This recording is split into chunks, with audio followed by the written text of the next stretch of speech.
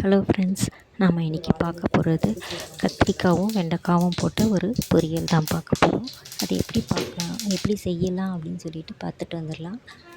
ஒரு வானலியில் எண்ணெய் கொஞ்சம் போட்டுட்டு கடுகு போட்டுட்டேன். அடுத்து கருவேப்பிலை, பூண்டு, இடித்த பூண்டு இதையும் சேர்த்துக்கலாம். சேர்த்து கொஞ்சம் நல்லா வதங்கிட்டேன். பசங்களுக்கு லஞ்ச் பாக்ஸ் இது நான் ரெடி பண்ணிகிட்ருக்கேன்.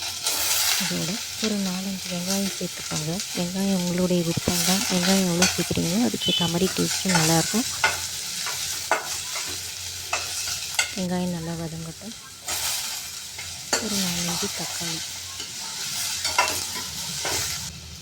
தக்காளி நல்லா வதங்கட்டும்.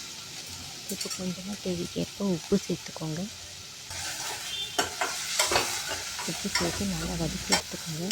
இந்த மசாலா நம்ம சாப்பாட்டுக்கு மட்டும் இல்லைங்க, டிஃபன் ஐட்டத்துக்கு ரொம்பவே நல்லாயிருக்கும். இப்போ வெண்டைக்காவும் கத்திரிக்காவும் சின்ன சின்னதாக கட் பண்ணி வச்சுருக்கேன்.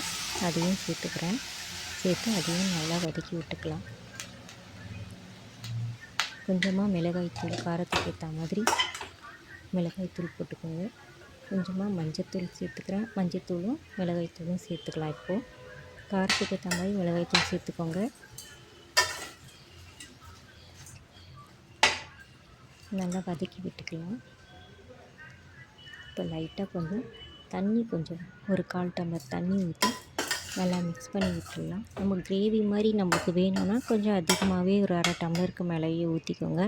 நான் இது ஒரு பொரியல் மாதிரி தான் நான் வறுத்து எடுக்க போகிறேன். ஏன்னா லஞ்ச் பாக்ஸில் சாதம் போட்டு அப்படியே பரட்டி எடுக்க போகிறேன். அதனால் தேவைக்கேற்ற மாதிரி நான் தண்ணி கொஞ்சமாக ஊற்றிக்கிறேன்.